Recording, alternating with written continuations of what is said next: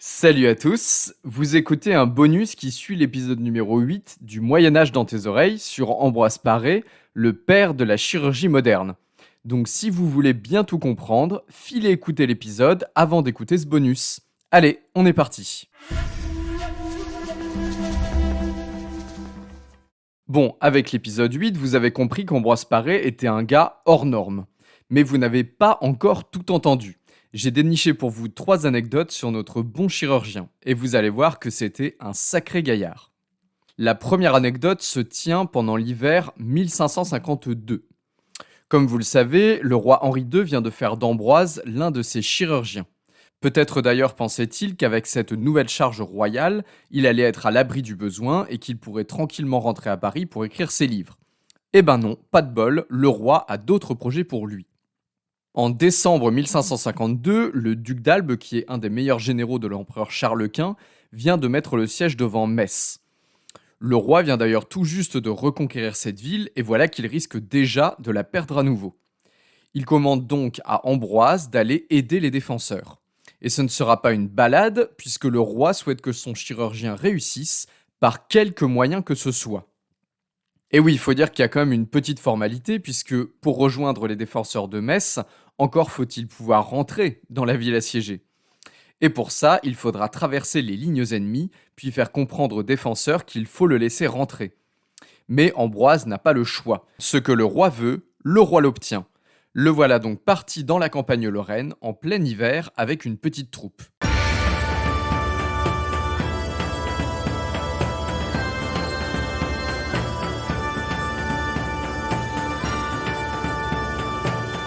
Aux abords des lignes ennemies, Ambroise finit par faire affaire avec un capitaine italien, mercenaire dans l'armée du duc d'Albe.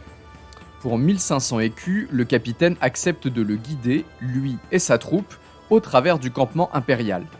Il faut dire que côté impérial, la situation n'est guère reluisante. Les soldats meurent de faim et ils en sont réduits à manger leurs propres bottes pour pouvoir survivre. Terrifié à l'idée de traverser leur camp, Ambroise se permet tout de même une pointe d'ironie. Et il écrit « À cause qu'ils allaient nu-pieds, nous les appelions les apôtres de l'empereur ». Cette situation évidemment encourage la trahison, car l'empereur, le fameux Charles Quint, n'est pas tendre avec ses soldats. Lorsque le duc d'Albe lui explique qu'il perd 200 hommes par jour au moment où l'empereur vient visiter le campement, celui-ci lui rétorque « Je me fiche bien qu'ils meurent, ils sont comme les chenilles, hannetons et sauterelles qui mangent les bourgeons et autres biens de la terre. S'ils estoient des gens de bien, ils ne se roient pas dans mon camp pour 6 livres par mois. Sympa. » Bref, grâce à ces 1500 écus, Ambroise parvient à franchir les lignes ennemies dans la nuit du 8 décembre 1552. Il nous en laisse d'ailleurs un témoignage éloquent. Il y avait tant de feux de camp qu'on eût dit que toute la terre ardoit. Mets-toi avis que nous ne pourrions jamais passer au travers de ces feux sans être découverts et par conséquent être pendus ou étranglés ou mis en pièces ou payer grosse rançon. Pour vrai dire, j'eusse bien et volontiers voulu être encore à Paris pour le danger éminent que je prévoyais. À Metz, les défenseurs l'accueillent comme un héros. Sa renommée est déjà immense et ils se sentent soulagés d'avoir un aussi bon chirurgien de leur côté. On le voit, Ambroise n'est donc pas un homme à reculer devant le danger.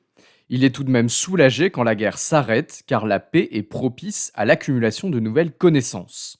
En 1563, le roi Charles IX lui offre ainsi une occasion exceptionnelle de satisfaire cette curiosité insatiable.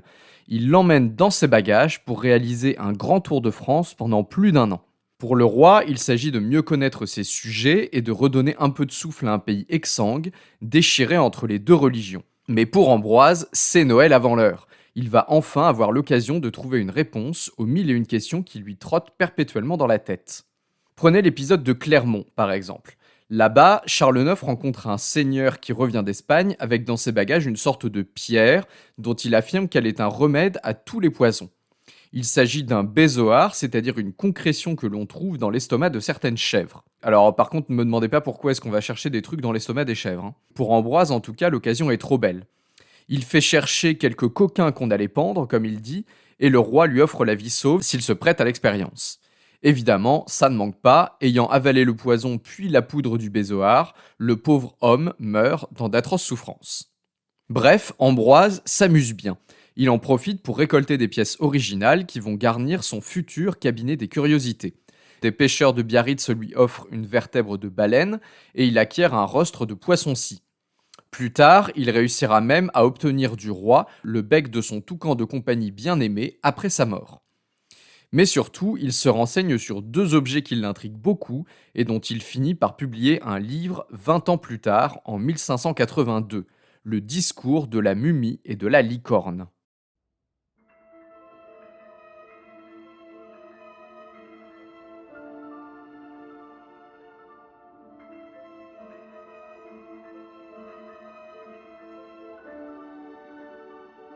Alors, pourquoi un livre sur ces deux objets? On l'a vu, en tant que chirurgien star, il a souvent l'occasion de se friter avec les médecins qui s'accrochent à de vieilles connaissances obsolètes. Mais il est également confronté aux croyances populaires qui se répandent dans toutes les couches de la société, même jusqu'à la maison du roi. L'une de ces croyances veut que la corne de licorne protège contre tous les poisons. On pense que sa pureté amène toutes sortes de prodiges. Ambroise parle même d'une commerçante parisienne qui faisait pendre des cornes de licorne dans des jarres d'eau et qui vendait cette eau à prix d'or pour ses propriétés miraculeuses. Le roi de France possède lui-même plusieurs cornes de licorne, ce qui énerve beaucoup Ambroise. Il en débat un jour avec un seigneur de la suite royale, qui lui dit « Mais si la corne de licorne ne sert à rien, pourquoi le roi en a-t-il une? Et pourquoi est-elle gardée à l'abbaye de Saint-Denis ?»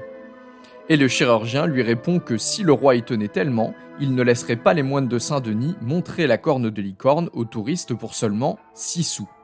Bref, Ambroise veut tordre le cou à cette idée reçue. Il demande donc au roi de lui prêter sa corne et va tester ses différents pouvoirs. On dit par exemple que la corne de licorne fait bouillir l'eau, attestant ainsi de la purification du liquide. Le chirurgien plonge donc la corne dans l'eau et note que de fines bulles s'en échappent effectivement. Il plonge ensuite un os de mouton dans la même eau et note exactement le même phénomène. Des bulles d'air s'échappent de la surface poreuse de l'os comme de celle de la corne. Il en conclut que la corne de licorne est faite de la même manière que les cornes animales. En fait, il s'agit sûrement de rostre de narval, un cétacé vivant dans les eaux arctiques, ou d'une corne d'onyx, une sorte d'antilope africaine. Deuxième expérience, cette fois-ci avec un crapaud. On prétend que l'eau touchée par la corne de licorne a le pouvoir de tuer cet animal diabolique. Cette fois-ci, sans surprise, le batracien n'éprouve aucun mal lorsque l'eau magique le touche. Encore une idée fausse. Et Ambroise de conclure, au moins la corne de licorne ne nuit-elle à personne, sinon au porte-monnaie de ceux qui l'achètent. Et si vous trouvez que les gens du Moyen-Âge étaient vraiment trop stupides, dites-vous qu'il existe une entreprise en Suisse qui s'appelle Swiss Air Deluxe, qui vous propose d'acheter pour 17 € une bouteille de 9 litres d'air des Alpes. Donc finalement, les charlatans ont encore de beaux jours devant eux. Bon, la corne de licorne, c'est donc du flan. Mais dans son livre, Ambroise s'attaque à une autre star des médicaments médiévaux, la mumie. Bon, aujourd'hui on dirait plutôt la momie. Il existait au Moyen-Âge et durant la Renaissance un véritable commerce de poudre de momie, considéré comme étant un remède global. On la consommait soit préventivement, donc par prise régulière pour se protéger des maladies et des poisons, soit en association avec d'autres éléments pour former un médicament. Concrètement, cette poudre était fabriquée à partir des bitumes et des poussières récoltées dans les anciens tombeaux égyptiens, donc en fait des composés aromatiques employés dans le processus de momification et des restes de cadavres, donc pas très ragoûtant. Cette fois, Ambroise ne se livre pas à des expériences, mais il raconte plutôt une rencontre qu'il a faite et qui l'a dissuadé de considérer ce médicament comme réellement utile. C'est en effet le médecin du roi de Navarre qui lui a raconté la façon dont un apothicaire juif d'Alexandrie confectionnait sa poudre de momie. Il achetait clandestinement des cadavres frais qu'il laissait à pourrir dans sa cave avant d'utiliser les chairs et les os broyés pour fabriquer le fameux remède. Pour Ambroise, il est de toute façon évident que les anciens tombeaux égyptiens ne pourraient pas suffire à fournir toute la poudre demandée par les clients fortunés. Les médecins s'accordent d'ailleurs à dire que la poudre de momie n'est qu'une croyance populaire, très répandue dans toutes les couches de la société, mais aucunement légitimée par les auteurs antiques. Alors, toutes ces croyances populaires, Ambroise les connaît bien, puisqu'il passe beaucoup de temps à soigner les artisans, les paysans et autres valets qui viennent le voir à sa boutique. Écoutons-le par exemple raconter dans cette dernière anecdote comment il a sauvé un apprenti de l'étouffement. L'histoire se passe chez Henri Hazard, maître tailleur du Pont Saint-Michel.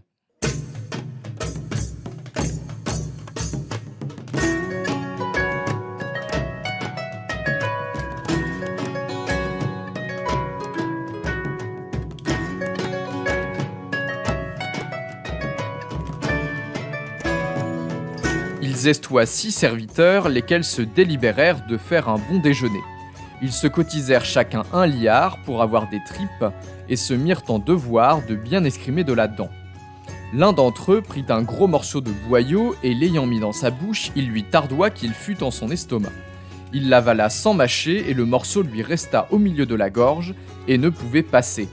Le morceau lui causa une très grande difficulté de respirer et il tomba comme épileptique, jetant du sang par la bouche, le nez et les oreilles, le visage tout livide et noir, de sorte qu'on pensa que le goulu mouroit de ce morceau de tripe. Je fus envoyé quérir, et sachant la cause de son mal, je le fis lever et mettre sur une chaise. Je pris un poireau et, lui ayant coupé la tête et l'ayant dépouillé de ses 2 robes, je lui ouvris la bouche avec un spéculum et je poussai le poireau bien violentement au fond de la gorge. Je le tapai de la main entre les 2 épaules, si bien que le morceau tomba dans l'estomac. Étant hors de danger, il vit le plat de tripes et se mit à crier contre ses compagnons qui avouaient tout mangé sans lui, disant qu'il falloit qu'ils lui rendirent son argent. Alors Henri, son maître, voyant que plutôt que de rendre grâce à Dieu de l'avoir tiré du péril de suffocation et de mort, au contraire il crioua à la tripe, lui paya ses gages et lui donna congé en lui disant « Adieu Goulu ». Et depuis, entre les compagnons tailleurs de cette ville, partout est appelé Goulu, et par dépit s'en est retourné en son pays, ce qui n'est pas une grande perte pour Paris.